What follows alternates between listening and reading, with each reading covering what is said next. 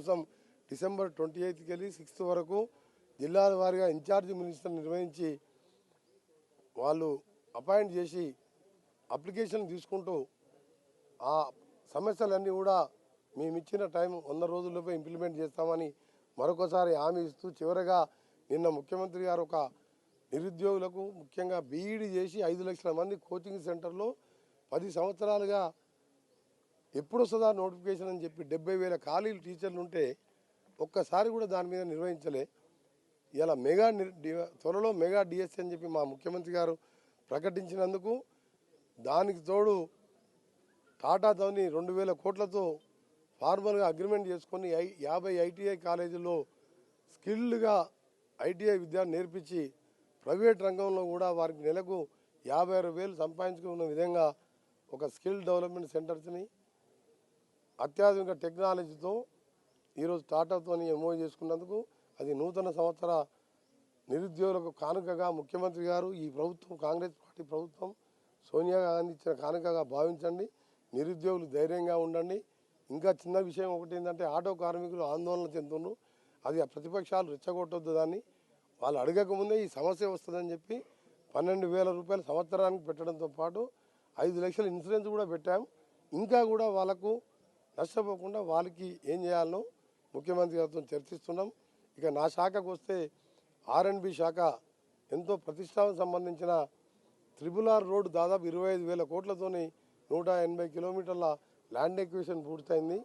Northern పార్ట్లో, southern part అంటే చౌటుప్పల్ ఈ ఏరియాలో కూడా ల్యాండ్ ఎక్విజిషన్ చేయడం. ఆ పార్ట్లో కూడా ఫిబ్రవరిలో టోటల్గా 20,000 కోట్లు కేంద్రమే భరిస్తుంది. ల్యాండ్ ఎక్విజిషన్లో 50% దాన్ని కూడా వెంటనే పనులు ప్రారంభించే విధంగా ముఖ్యమంత్రి గారితో నిన్ననే చర్చించడం జరిగింది. దాంట్లో కేసీఆర్ ఎంత నిర్లక్ష్యం అంటే 100% సగం తెలంగాణ కవర్ చేసి ఆ రోడ్ వస్తే రేడియల్లో నిర్మిస్తే ఎక్కడికో వెళ్ళిపోతుంది హైదరాబాద్. 346 కోట్లు యూటిలిటీ ఛార్జెస్ అంటే మధ్యలో వచ్చే ఎలక్ట్రిసిటీ పోల్స్ కానీ, కన్స్ట్రక్షన్ కానీ, మిల్స్ కానీ, ఫ్యాక్టరీలు వస్తే దాన్ని షిఫ్ట్ చేయడానికి ఇచ్చే ఖర్చు మేము ఇయ్యము అని చెప్పిండు ఆయన. మాకు కేంద్రం డబ్బులు వద్దన్నాడు. కేంద్రం డబ్బులు అంటే మోడీ గారు వారి సొంతం డబ్బులు కాదు, అది కూడా మనం కట్టిన పన్నుల డబ్బులే. మనం తప్పకుండా ఆ 324 ఇస్తామని చెప్పి లేఖ కూడా రాయడం జరిగింది. దాన్ని కూడా వర్క్ కూడా స్టార్ట్ చేసి ఒక హైదరాబాద్కు తెలంగాణకు మణిహారం లాగా నా శాఖలో 4 సంవత్సరాలు పూర్తి చేయబోతాం తెలియజేసుకుంటూ మరొకసారి అందరికీ నూతన సంవత్సర శుభాకాంక్షలు, సంక్రాంతి శుభాకాంక్షలు. మీరందరూ కూడా ధైర్యంగా ఉండండి. మేము ఉన్నాం మీ వెనుక, మేము వింటాం మీ సమస్యలు, మేమే మీ దగ్గరికి వస్తాం. మీరెవరు కూడా మా దగ్గర రావద్దు. చివరిగా మీరు నా దగ్గరికి కాదు వేరే మంత్రుల దగ్గరికి పోయేటప్పుడు కూడా దయచేసి శాలువాలు, బొకేలు 1000 రూపాయలు మినిమం అవుతుంది బొకేలు. ఆ బొకే ఖర్చులు కూడా మీకు అవసరం లేదు. మీరు వచ్చి కలవండి, మీ సమస్యలు చెప్పండి, అవసరం ఉంటే గ్రీట్ చేయండి, మేము కూడా గ్రీట్ చేస్తాం. అది సీఎం రిలీఫ్ ఫండ్కి ఇవ్వండి.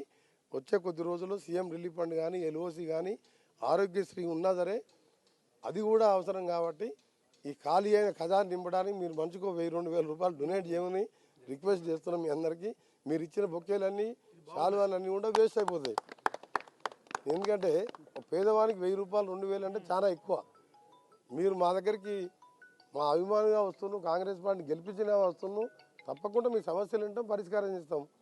దానికి మాకు బొకేలు ఇవన్నీ ఇస్తే దాన్ని మేము మళ్ళీ డస్ట్బిన్ జిహెచ్ఎంసీ వాళ్ళకి ఇవ్వాల్సిందే కదా. దాని బదులు మీ సీఎం రిలీఫ్ ఫండ్కు 1000 రూపాయలు ఇవ్వండి. సీఎం రిలీఫ్ ఫండ్తో ప్రజలకు ఆదుకుంటాం. అందరికీ ధన్యవాదాలు, అందరికీ నమస్కారం.